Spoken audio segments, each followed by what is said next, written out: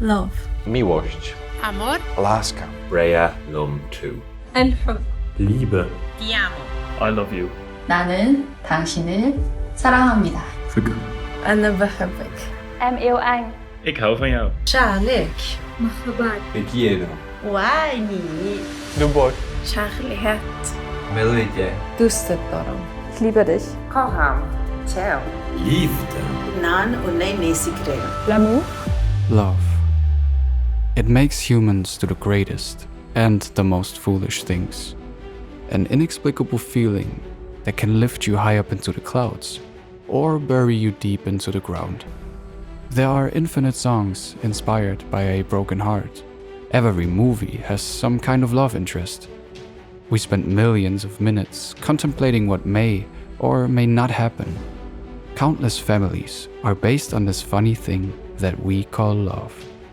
It has endless different meanings for everyone, which made us embark on a quest around the world to discover how love is expressed and what it represents in different cultures and societies. People from dozens of countries are now giving you their perspective of the multiple colors that love can take.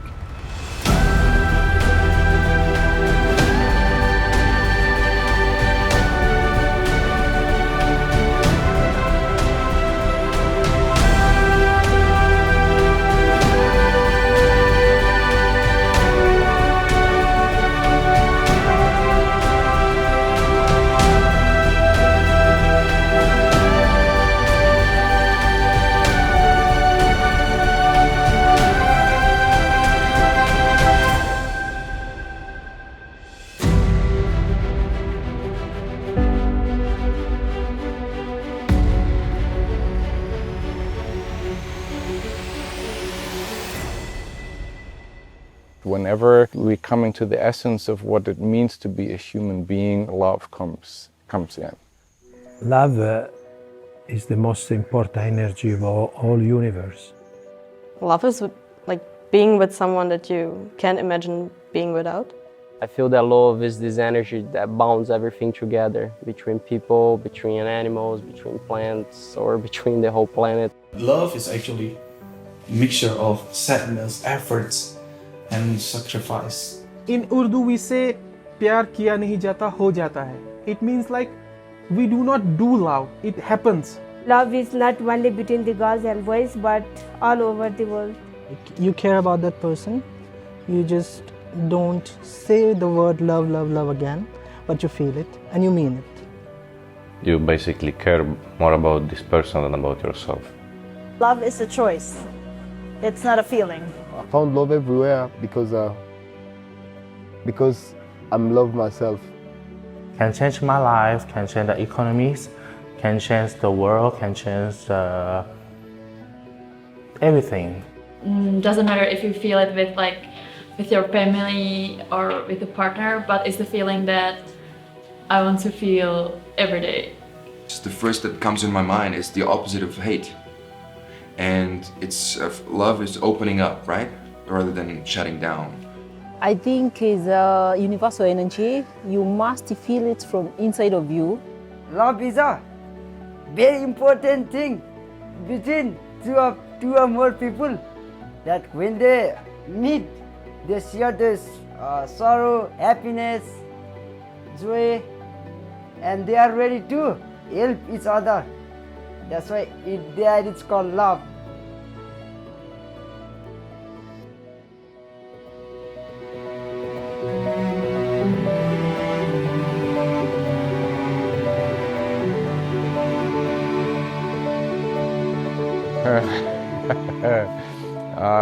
We were both completely drunk.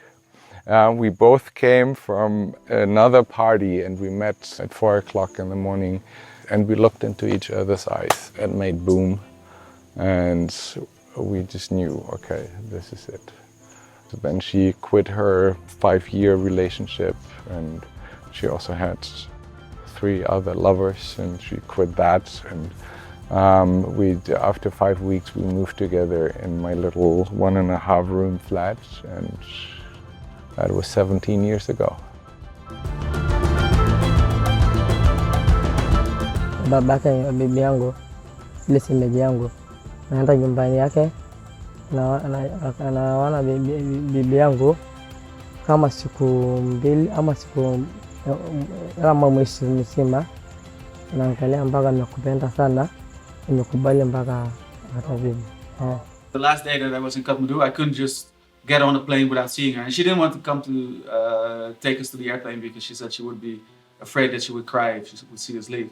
So I just went to the reception there, to the gym, to see her face one more time. And it was kind of awkward. I said like, "Hi, yeah, I'm going now," and this sort of thing, you know. And she was kind of like almost shocked to see me, like, "Oh, hey, hi," because she didn't expect to see me again. And then I left and we got to the airport, and it was very strange because as soon as we lifted off, I started feeling this very big loss, you know, like I was looking through the plane window and I saw Kathmandu getting smaller and smaller, and I saw her sort of getting smaller and smaller and disappearing almost, you know. So that's actually the exact moment that I realized how much she really meant to me. And then when I got home, I found this very long email in my inbox where she told me that not long after I left the gym, she actually, without saying anything, she just ran from her office post. She got into a taxi and she was driving to the airport to try and catch up with me. But we already had passed the customs check at that point, you know. And so we sort of had that moment at the same time, like that realization that you can't really choose love, you know. You can't say, okay, I'm not going to love this person, I'm not going to fall in love with this person, let's just be friends. If there's much more than that, it's something you can't deny. So we had a very long distance relationship, lots of emails, lots of phone calls. At one point we just had to conclude, like, we need to do something with this, you know, otherwise we're gonna end up unhappy. So that's how we decided to get married. You know, so in 2002 we got married here in Nepal. Like everybody said, my late husband is not romantic kind of man. People would say like very Chinese oriented and very Chinese minded, but with our relationship, he changed for better for me, and I changed for him also. So this kind of love that bring out the best, I have it for 22 years of my marriage. When we celebrate our 17th anniversary, he just come up with the idea, given me like 17 cards every day since the day our anniversary, first card, second card, and 17 card, and then every day I got 17 gifts. Can you believe that? Who did that? I checked out with my friend and nobody received that. My love story with Sasmita, it began a few years back when I was living in Melbourne. I was sent her picture in email by my relatives. They wanted to arrange my marriage with her, and when I first saw her picture, I thought, this looks like a boring girl. I don't know if I want to marry her. But then there's another side of me that was a bit curious. And then I did a bit of research on Facebook, intensive research. I found her Facebook profile, I added her. And then we became friends on Facebook and we started chatting every day. She had no clue whatsoever that our marriage was being arranged. So for nearly 3 years, I was chatting with her, I became her friend. And then finally one day, she came to know that our relatives were trying to get us married. And then I came back to Nepal from Melbourne because my dad was very sick and everyone was trying to get me married before anything happened to him. We first decided to meet in a cafe. I had been chatting with her for so long, but I had never ever seen her in person, so it was a pretty scary experience for me. I waited in the cafe for her, then I was very anxious, like my body language, I was doing this, and then I was looking at the entrance, and then every time a pretty girl came inside, I was like, oh, is that her? Oh no, that's not her. And then finally she came. She had a lot of makeup on. Obviously she was prepared to impress me. Then we sat down in the cafe, ordered pizza. For nearly 2 hours we didn't speak much. I was nervous and so was her, and we didn't talk much, and we were just eating, and finally after 2 hours we started to chat. The first thing she asked me was whether I was being forced to marry, whether it was my decision that I want to marry or not.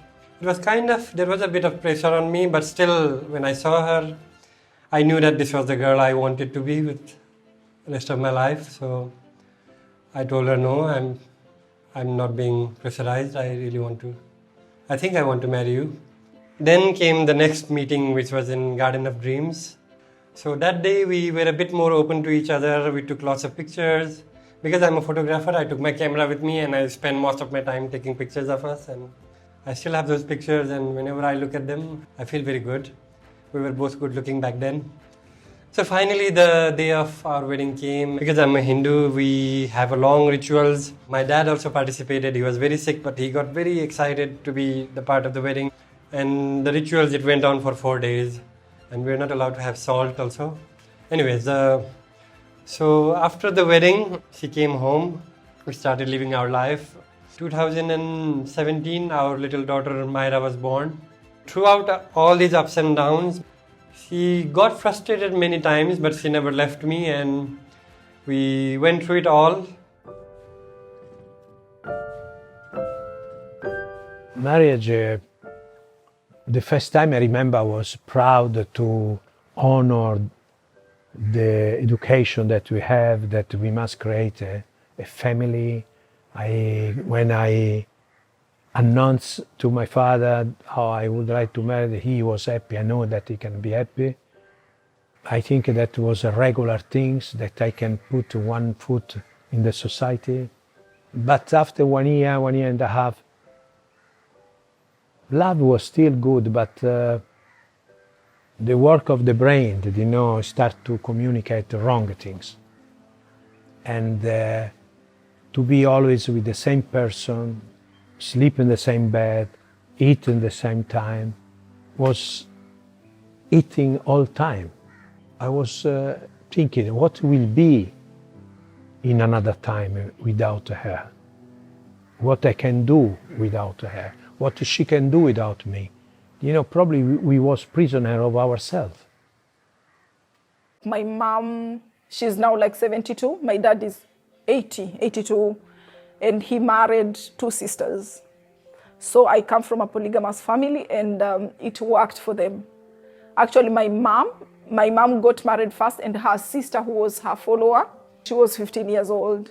And I think in some ways my mom preferred that my dad marries her sister. They stay well together. They can even share a house, than getting another person from somewhere that maybe they might not be able to live together well.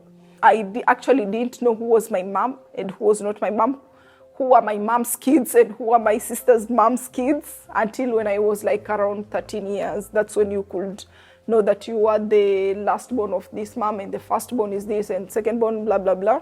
So it took us time. We never saw them fighting. We never saw them fighting over anything. I don't know how they managed, but it worked for them, and it worked for even other families. But I don't think it can work now, because we are in a society whereby you can even kill your sibling if she cheats with the husband. So we actually met on Tinder. That's the first thing what we say, because some people would not really say that. We met online, and it was almost 2 years ago that we met, and it started pretty amazing, and it's still pretty amazing. Things got very fast. So I actually suggested going out on the 1st of May on Patrin, which is very symbolic. And from there, it just went straight to this point where we were immediately in a relationship. We fell for each other, and it just felt very natural, even though it was kind of fast. Yeah. I was really confused and I just put myself into one category. But now I'm happy to say that for me, love is everywhere. I could love any kind of person. That's why I consider myself as bisexual. We became friends, and I think we mistook the friendship for something else. And that's about it. Like, I really don't feel this much passion towards it. I see it as a big lesson in my life because I had all these expectations that I wanted to get married instead of falling in love and then seeing what might happen. So this is part of my learning process. I think this is why at this point I'm in my love story with myself. Like I am open, I wish to have a partner, but I also don't want to do something as silly as marrying somebody I'm not in love with. For me right now, I feel the kids are a little older and there's more space, and I start to value the time we have, and we start to reconnect more romantically, let's say. But at the same time, there was times when, you know, all you think about is like, my God, what's keeping us together? Why aren't we divorced? And then a couple of years pass and you're like, you know, God, thank God those dark times didn't get the best of us. So is that love? I don't know. It's just like day to day, you know.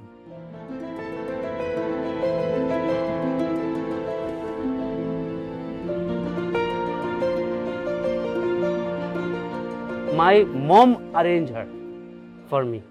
Far away, about 350 kilometers far away from here, she lives there. But her parents, like my mother-in-law, my mom know, so she gone there. And then she said, okay, I have my son, so please, I want your daughter for my son. So my mother-in-law says, okay, I will come to your home and I see your son. Then she came here with her sisters. Then she show me, and I show her Taj Mahal as well. She told my mom, okay, I will give you my daughter for your son. I think in Nepal, once the girls start having the age of like 17, 18, it's a kind of, that is a marriageable age. The parents start like, you know, giving you all the photographs, and then people start taking interest on the girls, or even to the boys, like, hey, I have this suitable guy or girl you have. So I start having that also for my parents, but all the time I was saying like, no, I don't want to get married. I don't want to get married. First, let me finish my study and this thing. So when I fell in love with my first love, you know, my parents was, especially my dad, was really, really angry. So I told them that, okay, if you don't permit, okay, I will stay, like, I will remain unmarried for the rest of my life, you know, so can you handle that, you know? A lot of people say that love is feeling. I don't really agree with that, because feeling you can feel, you know, the feeling can go. When you love someone because, oh, it's so beautiful, he's so macho, you know, wow, it's incredible, but that's only feeling.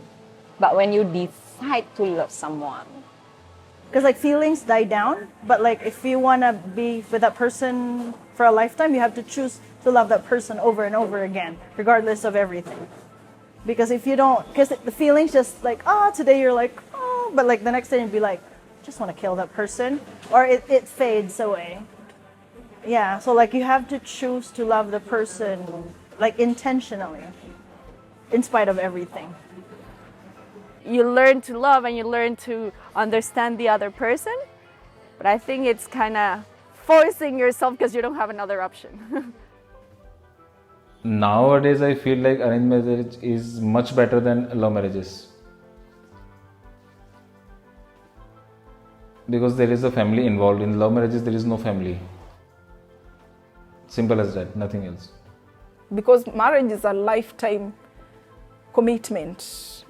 So you should be free to marry whoever you feel like this is the person that I want to marry.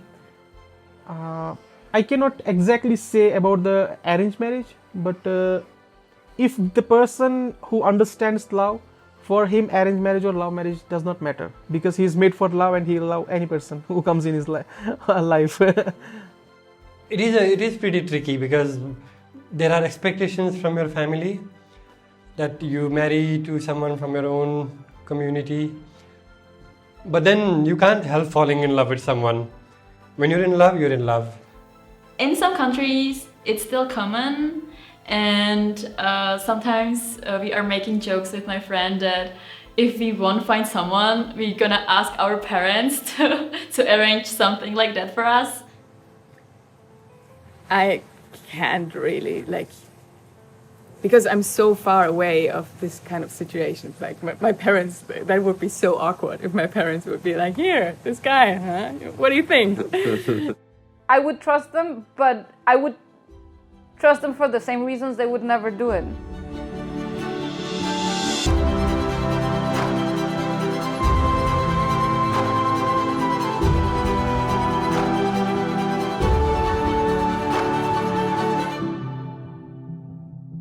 With family, it's like in our blood. It's already given by the God. You cannot make it, you cannot destroy it. With the family, especially your parents and kids and kins, like your siblings.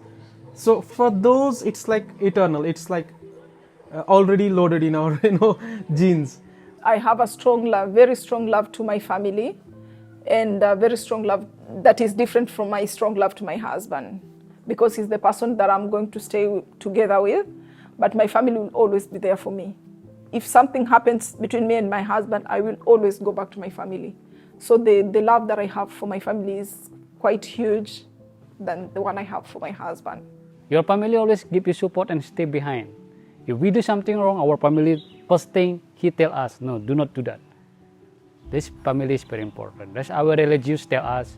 The love is very important, your family is very important. Also, more friend you have, more love you have. Yes. And the love for the mother, you cannot compare with any love. That is the mother and the father.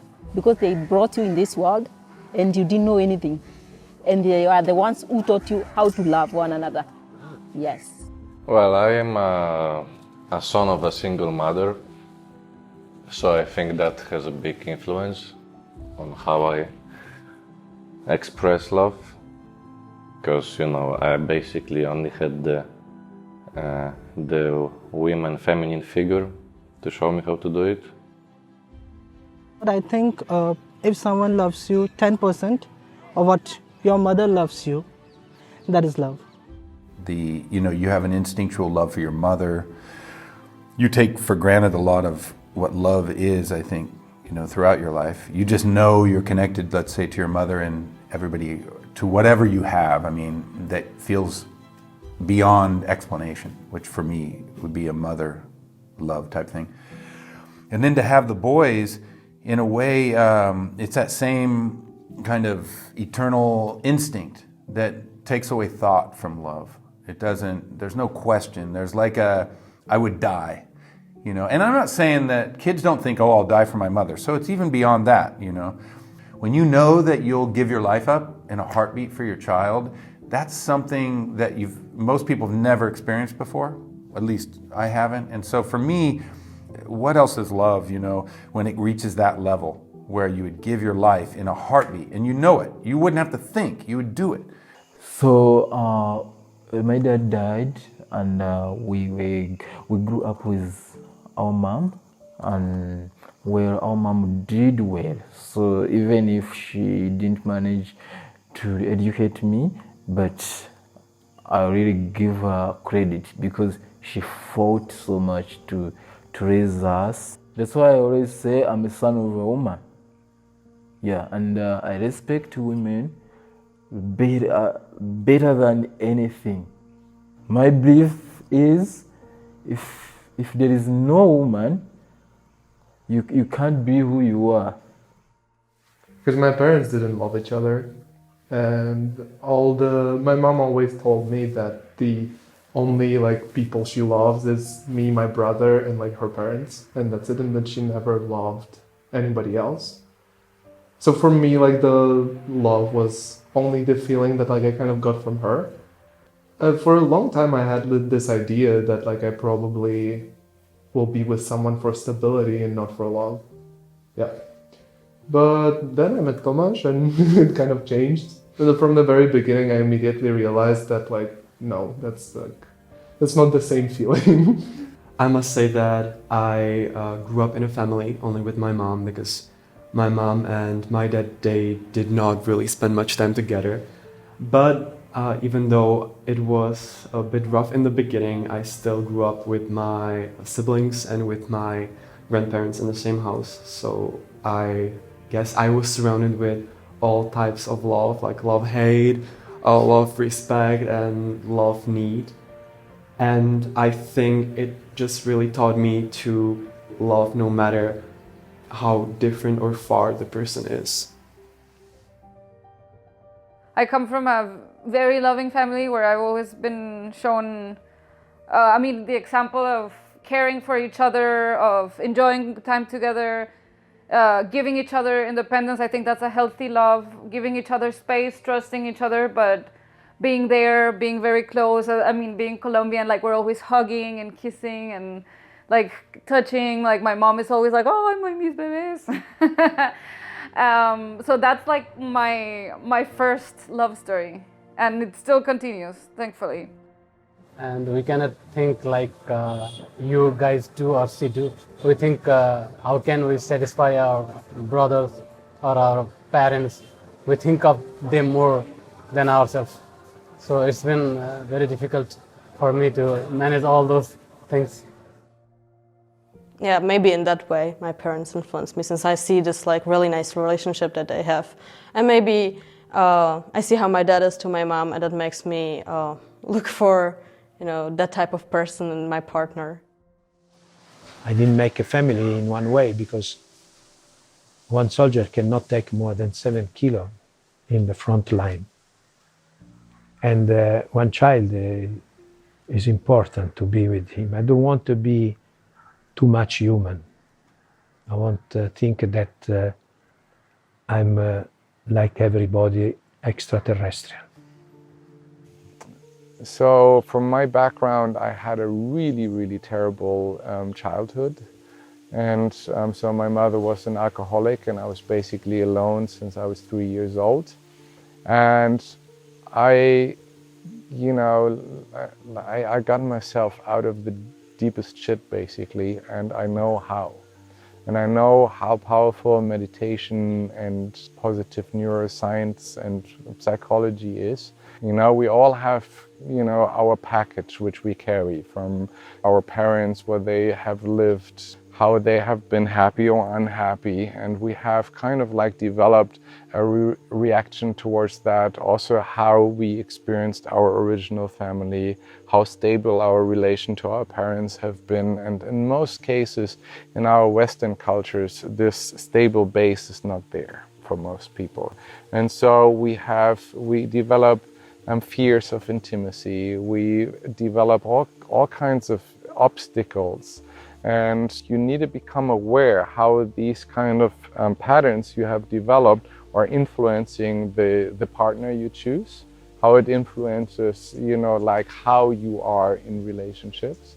And it influences how happy you become. Their parents influence them, and their parents influence them, and voila.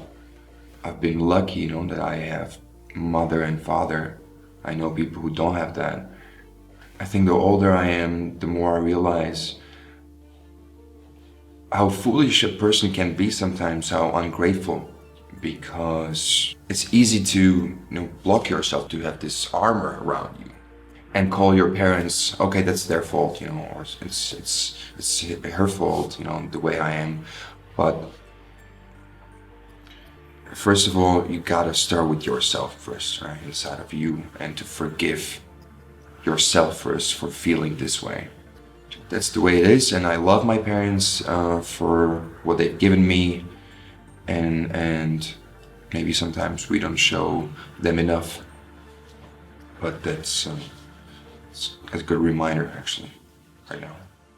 I think my parents taught me everything about life, and not in a very orthodox way, let's say. So my parents are very dysfunctional, and I think like every parent are, because parents are just kids like us, but now they have kids to take care. So my mom was very young, she was 16, and I was her second child. So she has no structure to really deal with kids, because she was a kid herself at that age. So she taught me a lot about what life really means when you're suffering, and being able to see through other people's eyes. My father was a very harsh man. He had a lot of issues growing up, and he got blind after 22 in a mistake in a surgery. So he also was he had a very heavy heart. And I was a child, and he did not know also how to take care of a child. So it was a quite interesting childhood, and he taught him a lot about forgiveness, I guess. not in a talking way, but in a later life when I learned how to forgive him, because I thought that I could never forgive him for who he was, until I really see who he was for reality and really accept that he's just a man, he's just a boy, he's just a guy, and there's no guilt, there's no blame, there's no evil.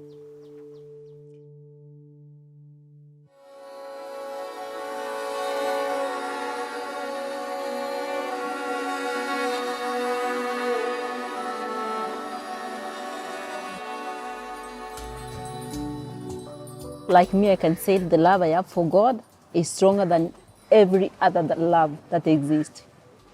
I have my qualification for man, that he need to fear God, he need to be honest. Because if you fear God, then you always put like the right priority in your life.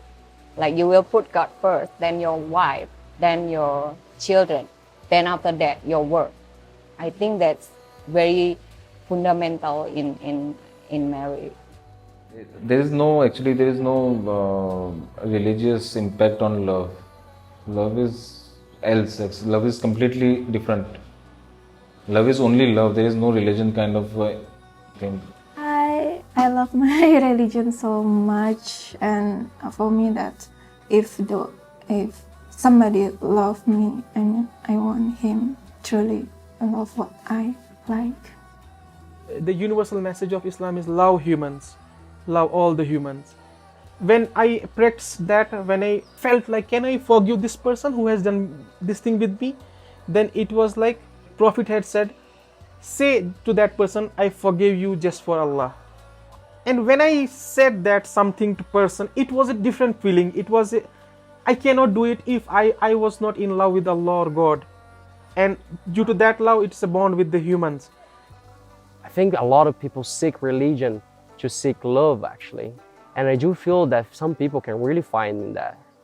Like you see the love and passion that Muslims have, and how much they practice and how much love and effort they put in that. So I do feel there's a lot of love involved in that. You see the Thai culture is such a giving culture, a loving, open-hearted culture, and it's linked to Buddhism.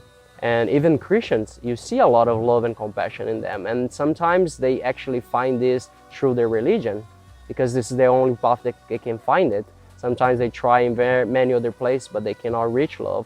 The Buddhists not teach about love. They just teach if you do something good to someone, you will get some good back. You give what you get what you give. I believe in a path of endless connectedness. I believe there is something greater than us. Okay, this is gonna sound very strange, but you have like in Star Wars, you have like the Force. Well, I believe it's something like that. If people would talk about God, then that is God for me. It is a feeling. It is an atmosphere, and you have to feel it. You have to be in touch with it, and then you have to grab it. When everything came on my path, when I moved to Uganda, I got 2 job offers. I got my girlfriend there, my biggest happiness. For me, that I got those 2 job offers, when I was looking at them, that for me that was the work of that atmosphere, that kind of God in that way. There is a way that prayer can help in a situation whereby things are not working out when it comes to relationship. Like you can pray. I pray for my relationship, I pray for my husband, I pray for my family. And when we have moments of difficulties, it works with prayers. God, I know you're there. Please, I have such and such a challenge. Please help me. So which means God is there and things work out as well. The love that I give out to God is very different from the love that I give out to my fellow friend. Yeah, because sometimes I can only trust God because I know God cannot tell someone what I've told him. He only tells me. Religious people, they always have a therapist with them, which is God, so they both believe very strongly, they both put a lot of intention into it. Actually, I'm not a religious person. I was born in a Hindu family, but I'm not a Hindu. I mean, culturally I'm a Hindu, but Philosophically, I'm like an atheist. In India, religion plays a most important role in everyone's life, and we are still struggling with that. So maybe in future, we'll get some hope. But as of now, I don't see that a same-gender couple can be considered here. Religion divides the human. Religion is the reassociation of criminality. Love is God himself. If you must give a name to God, I think that the name of God is love. And his energy is the most important.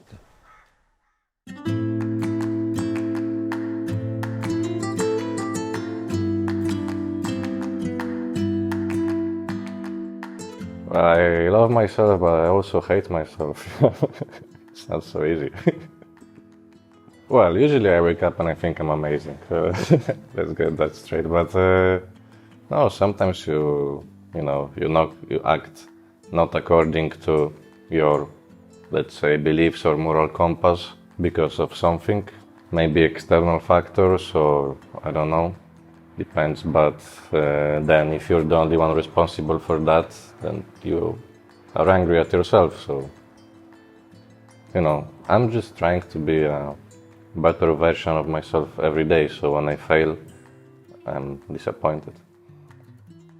Sometimes, especially for women, it can be a bit difficult to love yourself because all the advertisement and all the things that we are supposed to be, because we are supposed to be the perfect mother, the perfect student, but at the same time we have to be funny, we have to be all the time happy, and really we are human and it's not possible to every one of us, and this is why sometimes very women can feel bad, but I think that we have to understand that this is a prototype and we don't have to follow this all the time because we are human above just women or some things or some ideal you need to follow.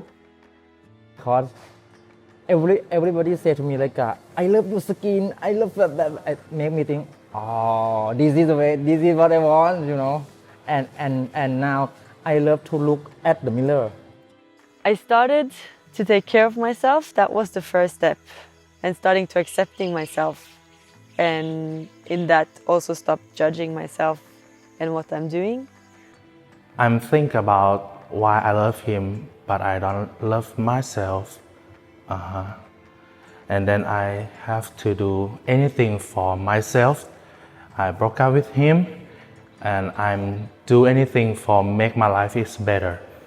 I think I have accepted it that I love men because I have accepted myself. Till the time you don't love yourself, you can't accept anything.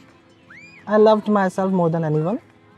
After my mother, I loved myself, and that's why I think it's okay for me to be in a relationship with a man, because at the end, it's me who need to be happy in life. A tribe called Shipibo in the north jungle of Pucallpa, because I was struggling with addictions and I wanted to get sober. Clean myself from all the shit I've been doing for the last couple of years in this concrete jungle. And I did that, and I found gratitude. I found certain joy. I found playfulness again within myself. But also I found a lot of darkness. I found something that I had to face with, that I've been afraid to meet, your demons. If I remember at those times where I was feeling really, really, really low, and I found this stream of love inside of me, I felt happy. I liberated myself, from the past. It's giving me something that I can always lean on, always be there for myself, which I didn't know, which I never knew I could be there for myself, the way how I experienced back in the jungle. I think growing up in this society, I think we learn in some fucked up way to not love ourselves. We learn that that person is better, that person that do this better. And it's a constant input for you to not love yourself. This is why I think in our society, it's really rare to hear about self-love, and you see a lot of people hating themselves. And that was also not different for me. I also had a lot of issues of loving myself for many reasons, for not accepting my physical appearance or my mistakes or my flaws. I could never understand why I had so much hate towards myself as well, because that's not natural. That's not something that should really happen, right? You are the one that you have to live with for the rest of your life. And if you hate yourself, how can you live with yourself, you know? So then I started going deep into it, and then I found that I had a lot of judgment about myself, and like not very good ones. I was not good enough, I was not handsome enough, I was not cool enough, I was not nice enough, and I did not do good enough. But then after a while, I started going even deeper into it and seeing who I really am and what really matters. Because most of the things that I was judging myself for, it doesn't really matter at the end of the day. It matters your heart.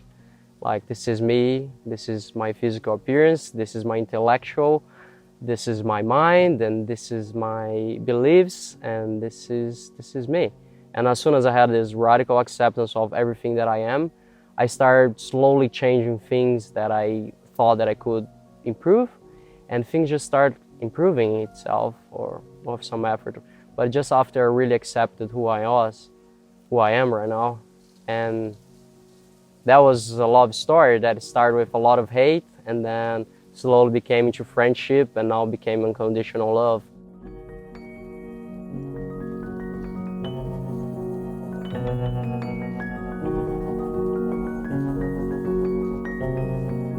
I left my goals aside, and I left a lot of who I was aside to support what he was doing. And of course, I moved to another country where I had to learn the language, and that put me in a different position. And we thought it would be easier, but it wasn't about my career and about my things.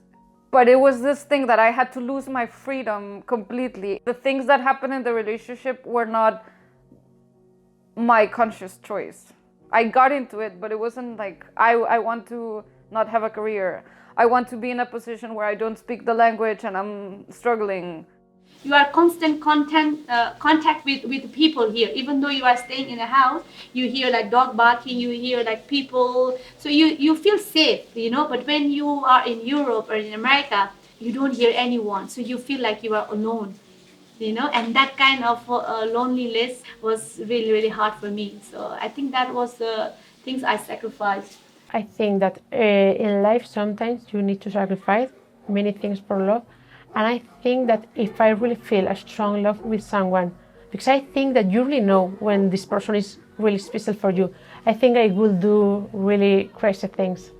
I will move to Australia, to United States, I don't know, I will move to anywhere, I will get my job, I will do many, many things if I know that this is the person that I want to be with.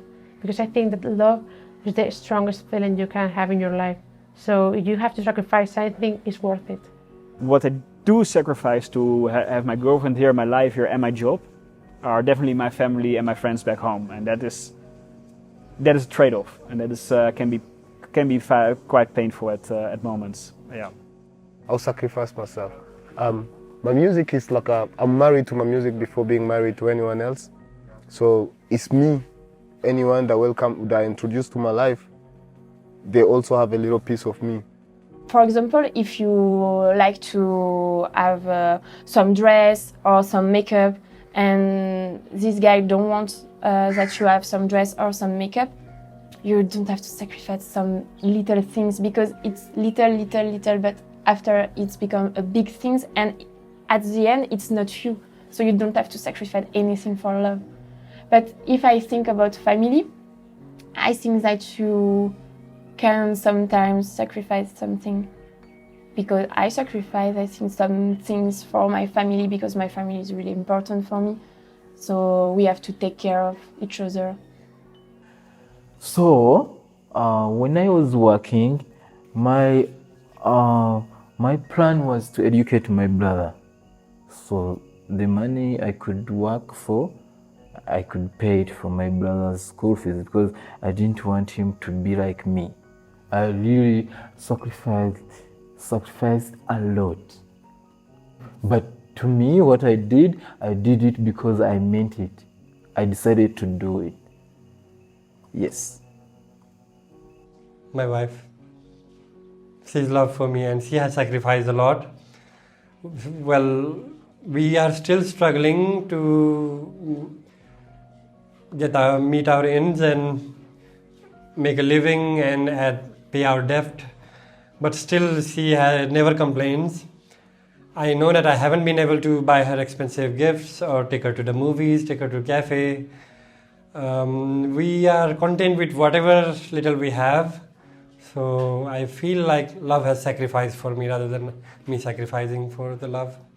Maybe I would just say that with the LGBTQ community, it could be very often that you have to sacrifice something.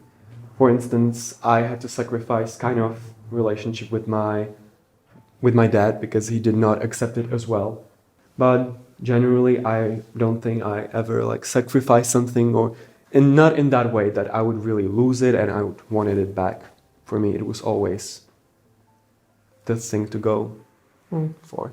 Yeah, for me, I guess the family thing as well, because only my mother and my brother know. But I don't want to hide it, and I don't want to be 30 and coming home and still being I don't have a girlfriend. I don't know. It's such a bullshit. So it's their decision to accept it or not.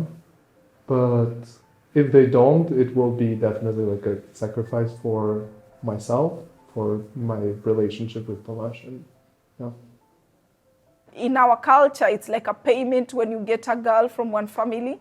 When it comes to payment of dowry for us, we do you can pay with livestock, cows, sheep, and all that, or you can pay money. For my husband, he has not done it because he's buying me from my family, which he says it's terrible. But then I've sacrificed to be with him even without payment of this because I love him, because I feel good staying with him. Yes, he's Italian. Just yesterday, I was talking with a guy at my work, and he was telling us this, and he was like, we pay the dowry because then we own them. And just so easily, the word owning was there, and that for me, it's a big kind of a whole contradiction of how I perceive love. I feel sad to my family because they want to have a son. I'm lucky because my dad, they are not so, they have open mind, they can understand something easy. If he want to know something, he will ask. I did cut any kind of contact with my real dad, with my biological dad. He was a very toxic figure for me, so I had to make that decision when I was 13. And I'm sure that in a way he did love me, but this was just very different than from my other family side, in which I was very open. So I did sacrifice that for my own form of happiness. Yeah.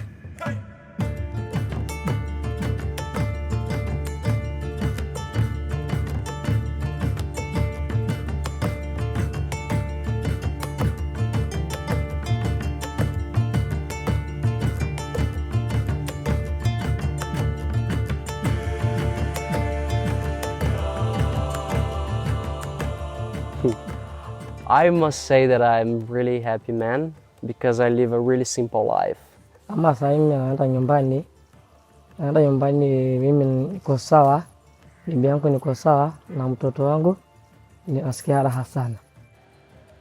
Wow, I don't think that there is something concrete that makes you feel happy, makes me feel happy, but I think that finally you are happy when you wake up in the morning and you have peace in your mind. When I'll have my own kids with the person I'm married to right now, that will be complete for me.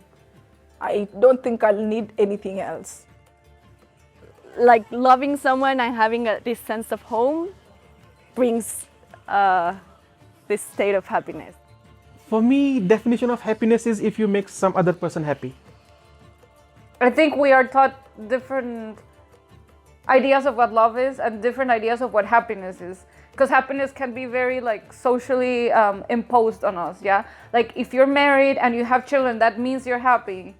But also I feel like my generation of women, we've been told about freedom, and like freedom makes happiness. And yes, you want a partner, but you need a career and you need all these things. I still look for the way how I can make my family happy, and I don't show them, of course. They always think I'm happy, but to me, they are innocent, they don't know. Yeah.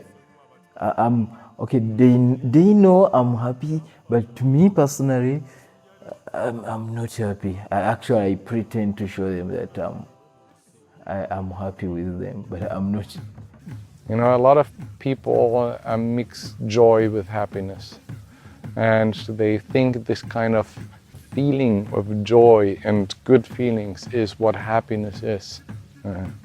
Is that you're absolutely 100% okay with who you are, what you're doing, and how your surrounding is, even when your surrounding is difficult. That's the key of happiness. That you're not attached to the outside, because most people are only happy when their outside is positive, and they are unhappy when the outside is negative. And for me, happiness is that your mind is so independent and so free that you can be in the worst circumstances. In the morning, early morning, to watch the early morning and tell thanks. I send my love to all planet, to all universe, to everybody that I don't know. Love is like a drug, you know. It's amplifier of feelings. If you're in love and you're happy, you're in ecstasy of happiness. It's like you feel like you're cuddled by clouds, you know, floating over the world just with this special person. No one else exists, you're just stuck in the universe together. But if you're in love and you're sad, you're devastated. It's, you know, you want to cut out your heart and to throw it away because you don't need it anymore, so. Before I found somebody, that means you, that I had a very intimate relationship with, that I could share this. So even before I met Vlad, I think that I had an amazing group of friends and a purpose that I was really proud of. But still, something was missing. Like, let's say that all day I was happy, but then during the night I felt kind of sad that one part of the puzzle is still missing for me. So I don't think that happiness is always connected to love, but in my case it like was connected to love because it was the missing piece. Love is everywhere, in our dreams, in our hopes, in the good memories as in the bad ones. Waking up every morning feeling loved brings a tranquility of being. Love is timelessness when it unites two lucky souls for eternity. Life can slowly separate people who love each other. Even if the sea erases on the sand the footprints of broken love, there will forever be a mark in each of them of the passage of love. We are surrounded by love in countless ways, yet societies point out what divides the world. Whether you're atheist or Jewish, gay or transsexual, whether you're rich or poor, a single mom or a CEO, from Masai Mara to China, we always look for the differences. We have to stop looking for what divides us and keep searching for what unites the world. Love.